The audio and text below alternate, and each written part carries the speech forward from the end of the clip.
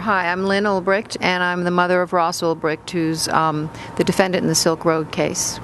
Can you tell us what's currently happening with your son? Yeah, he is in prison at MDC Brooklyn in New York, and the discovery process is beginning, so that which we've been looking forward to, because this is the time when Ross and his legal team can begin to look over the evidence presented by the prosecution and begin to prepare their defense. Now, I know there's a lot of accusations against Ross. Is there any information to those allegations that the people out there should know about? Well, one thing is that he was formally arraigned a few weeks ago, and one of the things that had been charged previously was something about murder for hire and planned violence. And this was not part of the formal arraignment. He was not formally indicted for these things. So that is a change. His father and I always knew that wasn't true. We have faith in our son and his integrity, but the fact that he was not formally indicted for these things is significant. It is mentioned as from what I understand from our attorney, as an uncharged crime that is not required to be proven. So I don't really quite understand what that is and why something wouldn't be required to be proven. But from what I understand, it is not a part of the formal indictment. Now, what kind of precedent does this case set? You know, I'm not very qualified to talk about the case, to be honest. I don't know anything about the case. I'm not told any details.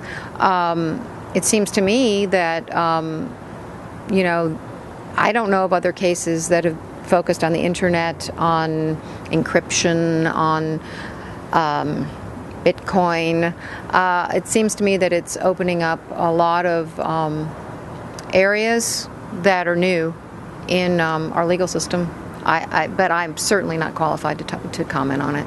Are there any part of the story that should be told that is not being told by the mainstream media?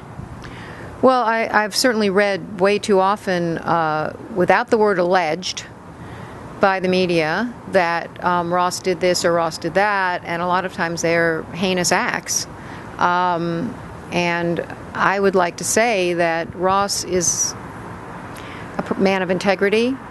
He is a compassionate person. He is someone who would never hurt another human being or an animal. He has very high standards, and it's very hard to read things written by people who have no idea who he is and who basically just accept at face value what either they've read, either in the charges or in other media outlets. But the person that I read about occasionally, too often, in the media is not Ross. And it's very disappointing and disconcerting. I've seen things taken out of context, distorted, misquoted, and it's very upsetting to see that happen. Is there an example of it that sticks out to you? Yeah, I can say an example. There was a YouTube video where he was asked by his friend, kind of in a joking way, hey, do you think you could live forever? And Ross said, well, with the technology the way it is, sure, that could be possible, in kind of a light way. And two different, Rolling Stone and the New York Times both, took that out of context and made it sound like he was some kind of megalomaniac who believed he could actually live forever and that he had come up with this. And if you saw the video, you would know that it was like a lighthearted conversation talking about technology. And it made him sound like something else. And that's just one example of taking a little comment out of context and turning it into a more sensationalistic picture that distorts the truth. Why do you think this is happening to your son? I really can't comment on that. I don't know. Yeah. Do you, is there anything else you would like to say to the people out there who are watching this video? I think this is an important case. Now, again, I'm not qualified to discuss the case, or I mean, even to comment on the case. I don't. But from what I've been told, and from what I can see myself, our lawyer said that it's very traditional for the government to use high-profile cases to make bad law. And I think some things at stake here are, well, the future of Bitcoin. Bitcoin is specifically mentioned in the indictment. It seems to me that internet privacy and internet freedom could be addressed in this case, and it's an historical precedent-setting case because it's addressing things that haven't been addressed in our courts, I don't believe, and it's a whole new world of evidence of. I mean, it's a new world to me too, but you know, the whole subject of I don't know, Tor and encryption and, you know, internet commerce and all of that. It seems like there's a lot of that is new in the courts.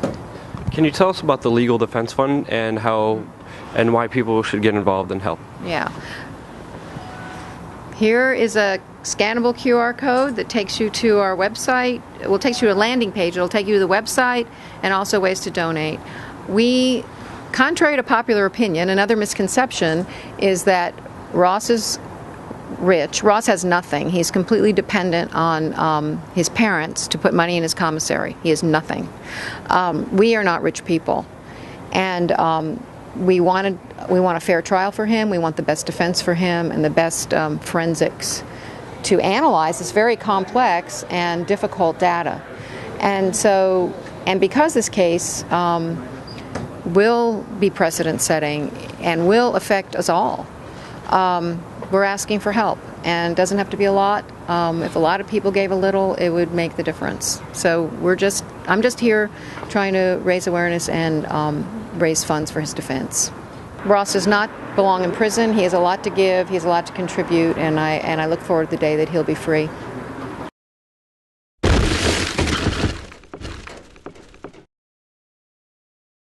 And I look at all this, and I'm saying, I'm going to prison for arithmetic. I added 1 to a fucking number on a public web server? In 2011, so to tell people to buy at 500 is difficult. However, Bitcoin is incredibly catching on right now, and if it catches on, if it becomes a real currency, which it's appearing like it's going to do, it will go into the thousands, tens of thousands,